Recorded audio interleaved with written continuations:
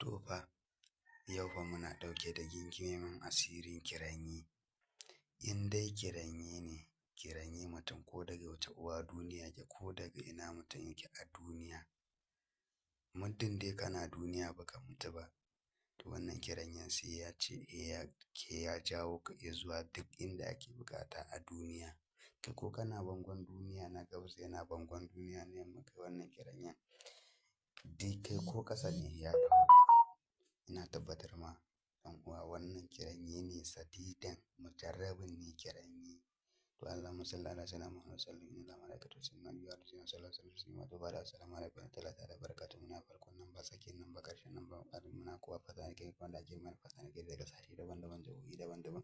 Da wanda suke kiran mu suke saka mu ayyuka mabambanta da wanda suke kiran mu suke mana fata alheri babu dare babu rana da suke jin daɗin ayyukan mu inda